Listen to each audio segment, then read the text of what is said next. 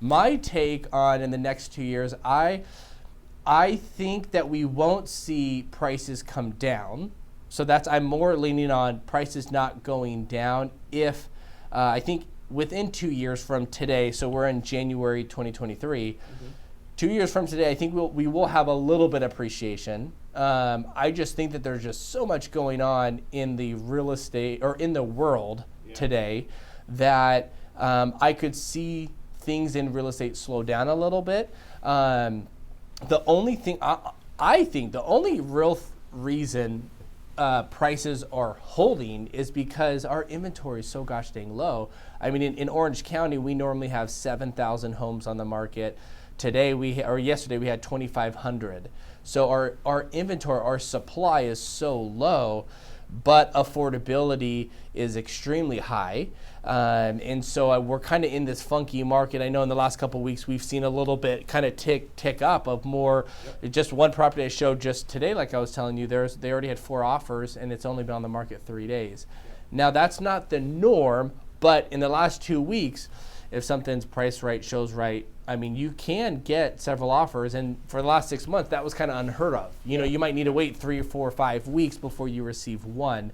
So I think in the next 2 years, prices won't go down. They'll go up a little bit, maybe let's say 6% from where they are today. That's what I would say. 6% are flat, but they won't go down. But what I do know is rent will be up in 2 years.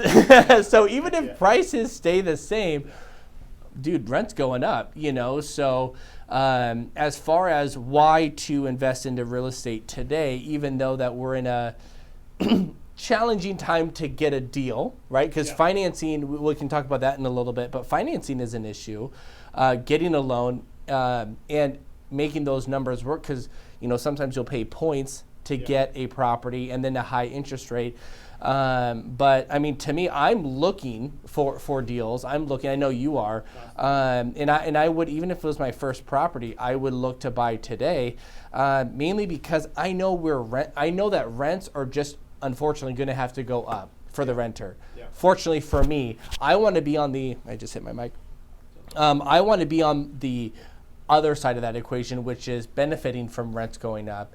And as homes go up in value, becomes more unaffordable for the everyday consumer, you know, it makes demand for rent even higher. And so I feel like I want to get ahead, right? I want to stay ahead. I want to be able to retire one day. You know, I want to not be stressed financially, especially in years to come. And so I think one of the best ways is to own real estate. And even if you have 401k, you know, company retirement or a pension, why not diversify that with real estate? And we know that rents are going up. We know that long term you'll have appreciation. Okay, maybe let's say we're wrong. You don't have appreciation in 2 or 5 years, but 10 years you definitely will. 20 years you definitely will. Exactly. You know, your tenant pays off your mortgage. Yeah. Oh, you're good, tenant pays off your mortgage. You get the depreciation like we just talked about, and so it can help offset other income in other different areas. And I mean, I feel like that if you can even break even, but obviously we love cash flow. If you can make a little bit of money per month, but still the tenant is paying off your debt, I mean, to me, that's like one of the, maybe not the fastest way to become a millionaire, but a smart way. Somebody else is paying your debt off. You know, like you can't do that with stocks.